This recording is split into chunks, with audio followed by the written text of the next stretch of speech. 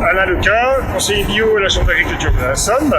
Bienvenue dans cette nouvelle Actu Plaine où, vous pouvez le voir derrière moi, on va parler désherbage thermique. Avec deux temps dans cette vidéo. Ce que vous voyez actuellement, c'est-à-dire le désherbage en plein.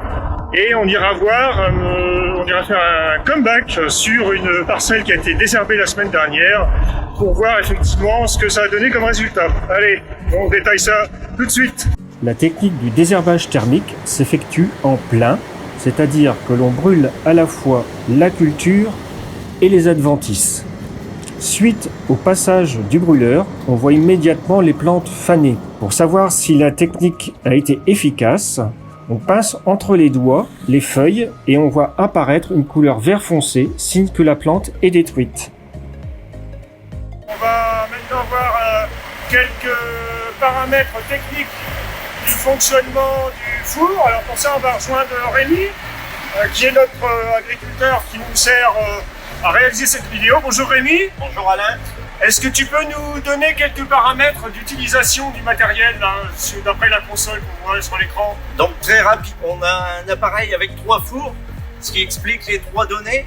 Donc on démarre, on a une pression moyenne d'1 bar 20 de gaz qui part dans la machine avec une rotation des turbines à 950 000 tours, ce qui nous permet d'avoir une température dans le four intérieur de 550-600 degrés. Et derrière ça, on voit la température, le 48 degrés, qui est la température sortie de four, en ayant une vitesse de ventilation de 58% en vitesse de ventilation, ce qui nous permet d'éviter les turbulences à l'intérieur du four.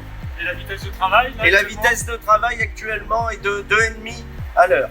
Pour vous montrer un petit peu le résultat de ce qu'on a mis en œuvre la semaine dernière. Donc on a déjà brûlé une parcelle la semaine dernière de chicorée et je voulais vous faire part un petit peu du résultat 7 jours après. Donc on avait mis des petits clous pour retrouver une petite chicorée. Donc avec la partie des feuilles brûlées là ici qu'on voit en couleur un peu chocolat, et la nouvelle feuille qui repousse. La plante est repartie, donc on retrouve celle d'à côté. Précisément, là, on a quasiment 90% de repousse et quasiment 100% de destruction des adventices. Pour vous donner un petit peu l'état des lieux de la racine, on retrouve la feuille ou les 2 paires de feuilles initialement brûlées, puisqu'on a brûlé à 2 paires de feuilles vraies, et puis une plante tout à fait saine avec un pivot qui repart tout à fait correctement.